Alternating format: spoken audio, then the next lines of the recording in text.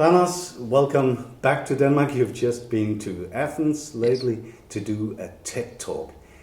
How did that all come about? How did you end up on the TEDx stage? Okay, so to make the long story short, what happened is that one day I received an email from my boss in the United States, Dan Ariely, that he actually introduced me to the TED people in Athens, and then I just came in touch with them, and we arranged the TED Talk. So it happened through him.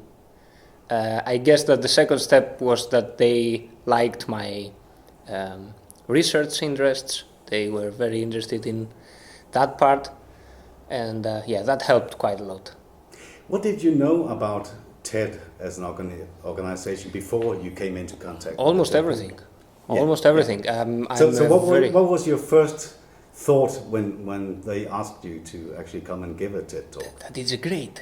I thought that it is great. I'm a TED follower for like 3 or 4 years now.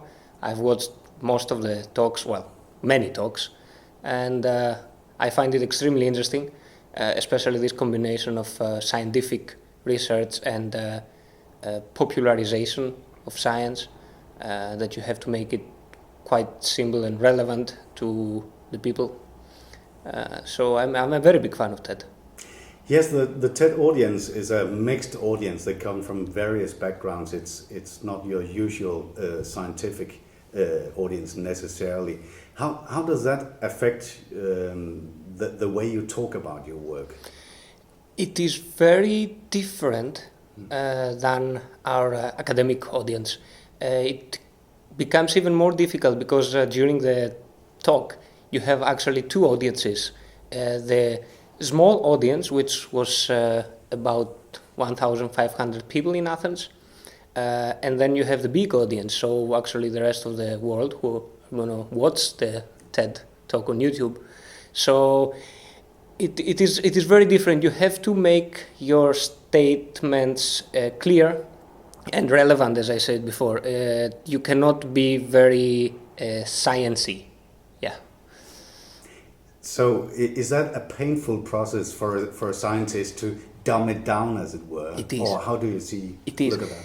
It is painful, and it's extremely interesting. You come to think about your research from another point of view. You try to find even stronger relevancies to the society.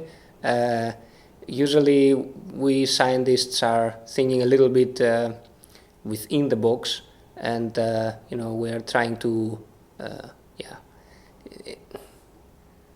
we are too scientific, so you have to leave that jargon away. You have to talk more clear. For me it was even more difficult because the whole TED took place in Greece, and I had the chance to talk in Greek.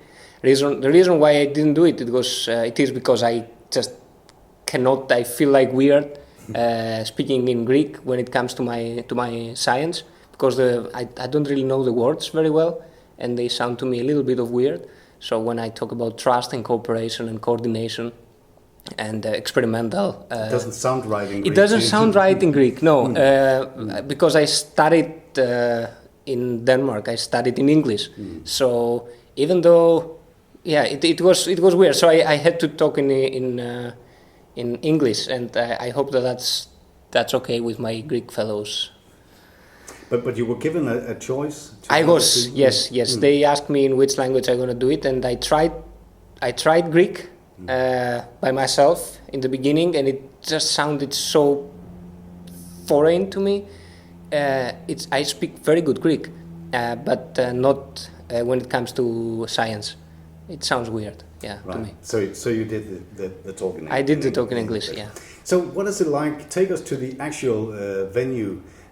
Are there any rehearsals for this, or is it just straight onto the stage? Tell us about. Yeah. First of all, I would like to thank all the TED people there. All of them are volunteers, and they did a great job. I was extremely satisfied by the whole organization part. They were very polite and very helpful. And now, yes, we had a rehearsal the day before, so a volunteer came and got me from the hotel by car, and we went to the Megaron Musikis, the place, Music Megaron, the place where the TED Talk took place. And yeah, we had like 30 minutes to rehearse our talk, and then the day after was the main. Yeah. And the actual talk is how long? 15 minutes. 15? Yes. And that is a limit you Yes. need to respect? Yes, yeah. you need to respect that. I mean, 30 seconds up and down, I guess. Yes, Yeah. yes. But 15 minutes. 15 minutes. It is. So, how did it go? What do you think? It's pretty hard to say because of all these cameras and all these people and all these journalists there. I was quite stressed out, and as I told you before, it's not a clearly academic talk, so that was hard. I didn't have the chance to see the TED Talk. The feeling that I had was that I did it quite well. It went quite well. I got very nice comments, nice feedback from people, both from the TED people and some other guys on Facebook and on the social media. I think that it went fine. I'm satisfied. And finally, what does it mean to a scientist like you to have been at TED? It's big. It feels nice. It feels nice and weird at the same time, giving a TED Talk in my country, which I really love. Unfortunately, I don't have the chance to visit it very often because I'm living in Denmark and I'm traveling quite often to the United States, but it feels nice.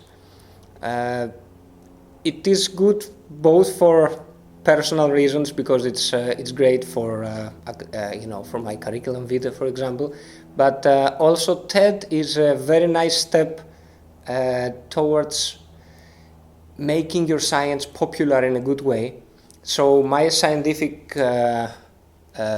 what I'm working on is trust and cooperation, and I believe that this is very relevant to society. It was always my I don't know if I can say dream or purpose to make it relevant to people, to make science relevant to people, and I think that TED is a very good step towards that. Thank you very much. Thank you very much.